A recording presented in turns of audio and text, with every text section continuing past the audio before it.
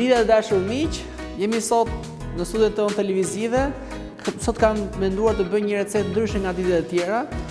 Një kakalec me pak konjak dhe me këto ingrediente të thjeshtë të cilët fare mirë mund të gjenë në shtëpitë tona, që janë kakaleci, finoku, speci, koper, konjak dhe pak bis kakaleci ose ndryshe buljon kakaleci, që të cilët kemi pastruar lëkurën e kakaleci dhe kemi bërë longun atë.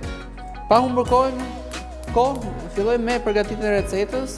Në fillim nxejmë tiganin, i shtëm pak fare vaj ulliri që na duhen për përgatitjen e kakalecit.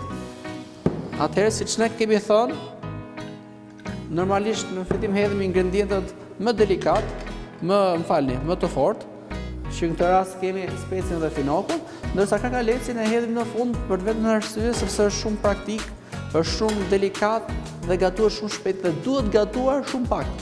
Një kaordizë shumë të lehtë. Më tepër na ndiqni. Ja. Se fillim hedhim specit.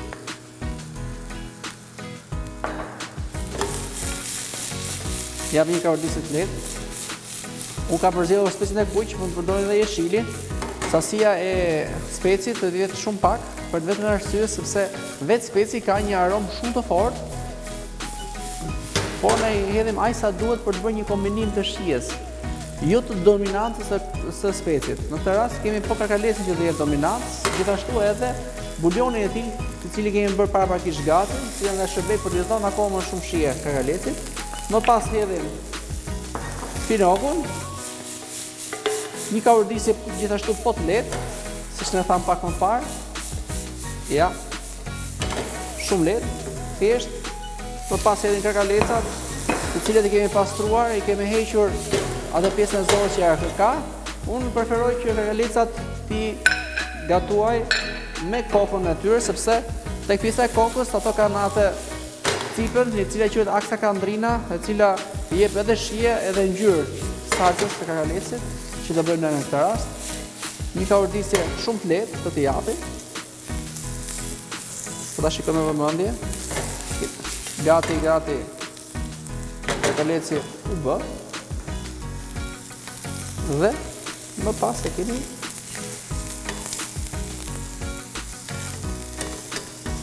ta shohim shumë pak. Një kaordisje shumë të lehtë. Edhe jemi gati. Tani në këtë moment ne normalisht do e shuajmë me konjak. Në momentin që të hedhim konjakun, gjithmonë mbajmë distancë, sepse kemi flakën dhe ne mund të digjemi. Edhe largohemi tonë. Voilà. Flak në studion tonë televizive. E lëm sa tavulloj.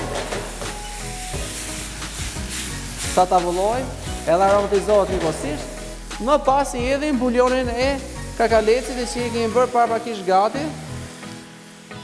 Hedhim pak fare krip. Voilà, pak piper. Opa.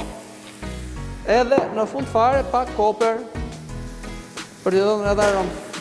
Produkte delikate, gjithmonë erëza delikate, siç kemi thënë, edhe në vijim, erëza delikate gjithmonë hidhen paraprakisht, hidhen në fund, për vetëm arsye që të lirohet aroma aty. Tashmë, po ta shikojmë me vëmendje, do vi deri në lidhje të saj, do formohet një lloj salse me shumë pak ingredient që ne kemi. Pjatën e kemi gati në përfundimin e saj, heqim ingredientet që s'na duhen. Sot kemi zgjedhur një pjatë vojqelli, sipas meqense kemi kakalecin, do ta lejmë edhe shumë pak. Gjithmonë do të kemi parasysh që do të lejmë pak lëng në përfundimin e pjatës, që edhe sepse ai është i hollë në këtë rast, ne mund ta trashim, mund të kemi varietet dhe mënyra pafund se si ne mund ta realizojmë atë, por në këtë rast ne kemi zgjedhur sa më të thjeshtë dhe transparent për të gjithë publikun tonë, që mundet çdo kush ta gatuajë në shtëpitë tona. Do ta shikojmë kakaleci tashmë, është i përgatitur, është gati dhe është i butë.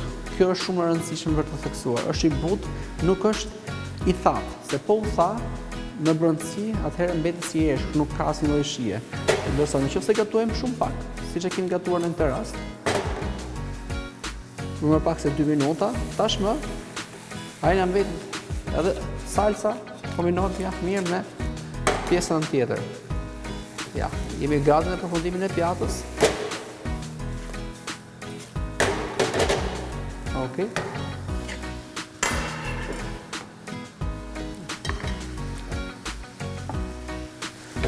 Gati. Kjo ishte. Aroma super. Ja vlen që ta provoni edhe ju në shtëpi tuaja. Tani bëjmë servirjen e kakalecit.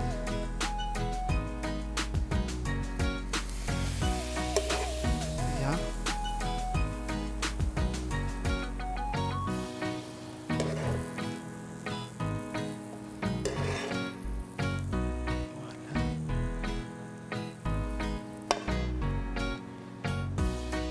Që pa vendosin në formë të tillë që duket edhe bukur në pjatën tonë. Voilà. Jemi gati. Edhe në mes në qendër pak në harxhi i përgatitur i kakalecave dhe pjata tashmë është gati në përfundim. E shikojmë që të jetë në raport të drejtë në qendër të pjatës, mos të kemi ndonjë lime. Edhe pjata është gati. Ne fshijmë kujdes nëse kemi. Nga lëngu shkon rreth e përqar kësaj pjatës. Tashmë ja dhe pjata jonë është gati. Duke ju falenderuar shumë që ishe përsëri sot pranë nesh. Ju rikujtojmë që do të kemi përsëri në ditët e vijim në receta të tjera. Deri atëherë, kalofshit bukur.